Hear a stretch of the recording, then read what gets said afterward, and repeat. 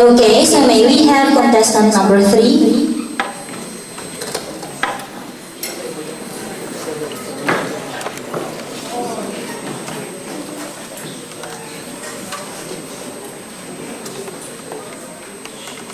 Has the involvement of women in politics made any difference in the life of Filipino people? If you want something said, ask a man. If you want something done, ask a woman. This is a famous quotation from a politician and the first female Prime Minister of Great Britain, Baroness Margaret Thatcher. I personally believe and agree with Baroness Thatcher because serving people doesn't take any gender. For an effective public servant is seen in actions made and not actions said. Our supportive mentors, my co-competitors, affable friends, and esteemed guests, ladies and gentlemen, good morning. There are some reasons why Filipino women felt an interest in the support of the democratic institutions of our country through inward bound to the dirty world of politics, which is important and should consider. The great maxim, which is the basis of all our civil and political institutions, is that all men are created equal and that they are equally entitled to right life, liberty, justice, and peace in the pursuit of happiness and equality. But I throw this question to you. Has the involvement of women in politics made any difference in the life of Filipino people?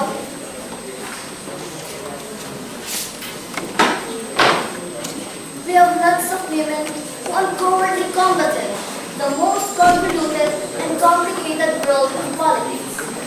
Some of them are Corazon Aquino, the first female president of the Philippines; Miriam Defensor Santiago, a brilliant senator and a veteran of politics; Senator Noy Ejercito Estrada, the former First Lady and the wife of the ousted President Jose Estrada; the newly proclaimed Senator-elect, ranked as number 1 in the last 2014 senatorial election, Senator Lauren Legarda. And we should not forget the most controversial woman in the Philippine history, the President of the Republic of the Philippines, President Gloria Macapagal Arroyo. When glossing over the voluminous materials and ambitions describing the guts and glory of those female politicians, a thought kept gnawing at my mind about something no one seemed to have bothered to question. Where are their advocacies that they had promised us? Are there still hopes for the Filipino people? Many things indeed could have happened which would have changed the present scenario. But we cannot solely blame them except for our role. To answer the question that was raised a while back, I would probably say it. Why? Because they make a lot of differences. A difference between the positive and the negative sides of the involvement of women in politics. First and foremost, we should take the case of the first and second female president of the Philippines about the comeuppance of power, overweening ambitions, and boundless greed corrupted its purposes, making those who wielded it cynical and finally shameless. Today, there is so much cynicism and not a little shamelessness going around. People even seem to be voting the same faces. For who can deny that many of the voters of this have returned to stop under state today and bring even more bad news? Our lawyer's administration bluntly had shown its people the dirtiest meaning of democracy. It had continually making the life of every Filipino people complicated. It marks the biggest difference compared to previous administrations. The biggest things that she can do to win the Filipino stock and trust is to answer all the allegations against you and to tell the truth behind the scenes.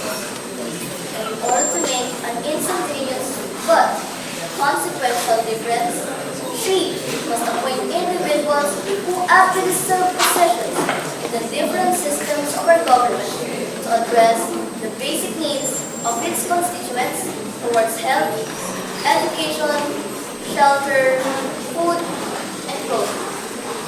Furthermore, she offers reconciliation to the opposition. But what was her intention for reconciliation?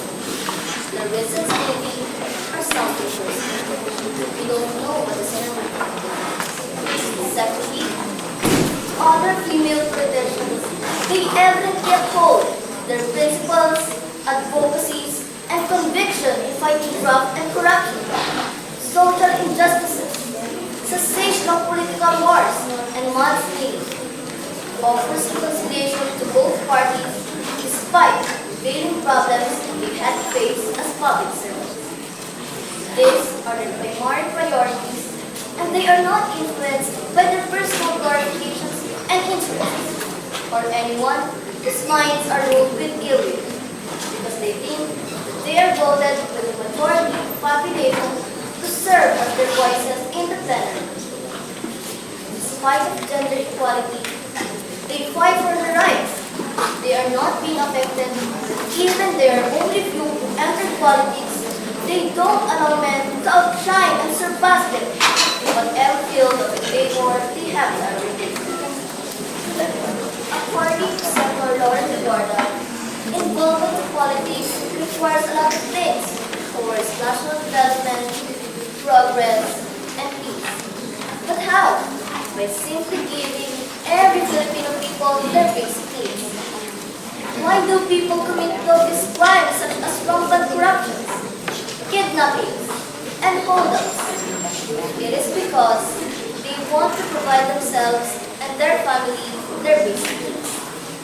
Imagine a family that is well compensated.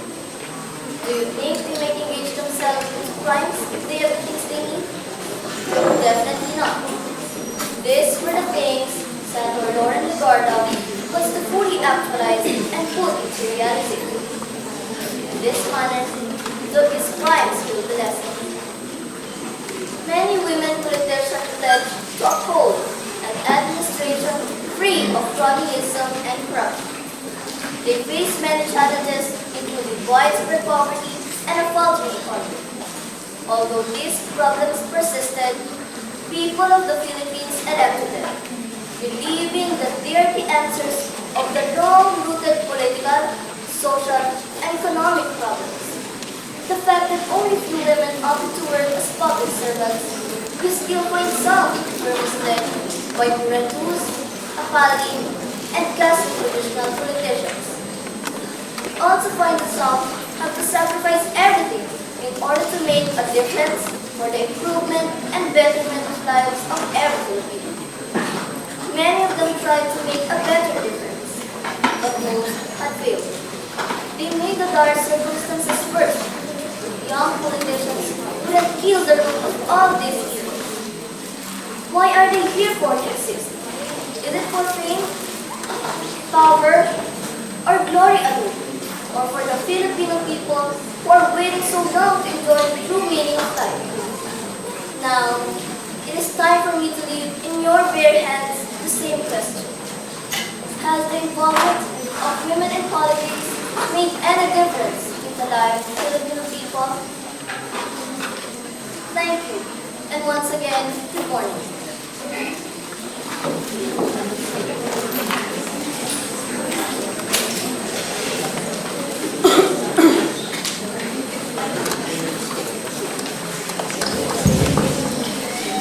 Okay, thank you, contestant number 3.